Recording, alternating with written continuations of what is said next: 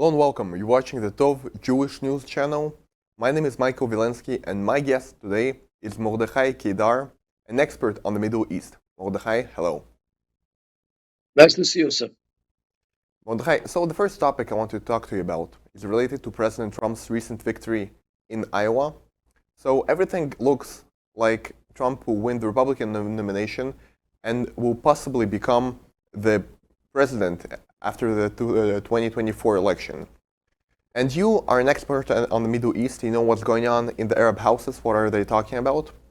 And I want to ask you, how do Arabs react to Trump?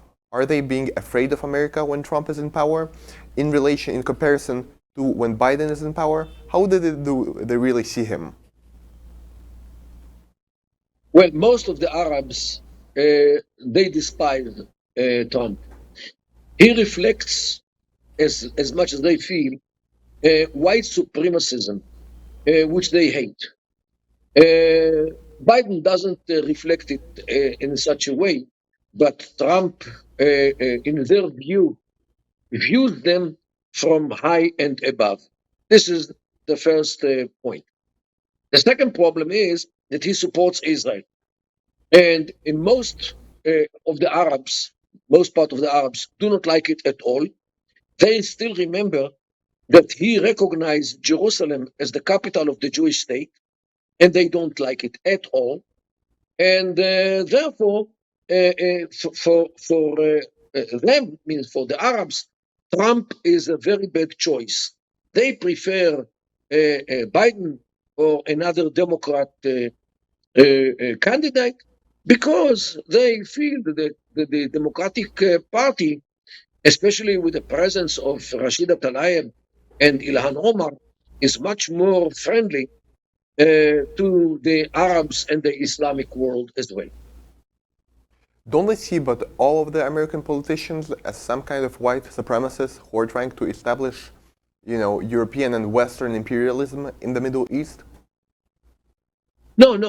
They do see the differences between the Republican Party, which in general reflects the white supremacism, while the Democrat Party is way much more friendly to other, let's say, colors or other nations in the world, especially when it includes Congress members like Ilhan Omar and Rashida Tlaib, Bernie Sanders, and Alexandria Ocasio-Cortez, and all these Congress members who are viewed as much more friendly to nations like the Arab nation and the Islamic nation.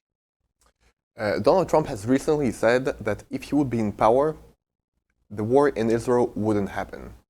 Do you think that is really true? Would Trump avoid the war in Israel? Well, all we can is to guess. No doubt, Trump, his policy was much more proactive than the democratic policy vis-a-vis the Middle East, especially when it comes to Iran and the tentacles of the Iranian octopus. He reflected much more power. After all, he withdrew from the JCPOA.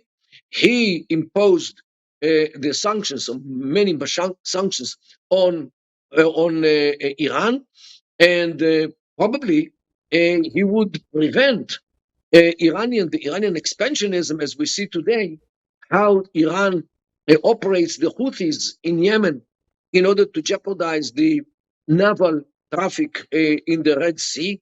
Definitely, the Iranian behavior vis-a-vis the American military presence in Iraq and Syria.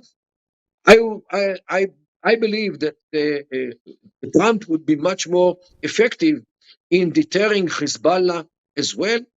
So, all in all, I do have the basis to believe that Trump's policies vis-a-vis the Middle East would be much more effective than the Biden administration, but this is only a guess. Dr. Mordechai Keidar, it has been an amazing interview. Thank you very much for your expertise and your insight on the region and on the culture of Islam. Always great to have you on our channel. It is my pleasure and my honor. Thank you so much for giving me the podium. Thank you also to all our viewers that saw this interview. Please don't forget to subscribe to us here on YouTube, give us a like, and also subscribe to us on all our social media platforms. Thank you very much again, and have a great day.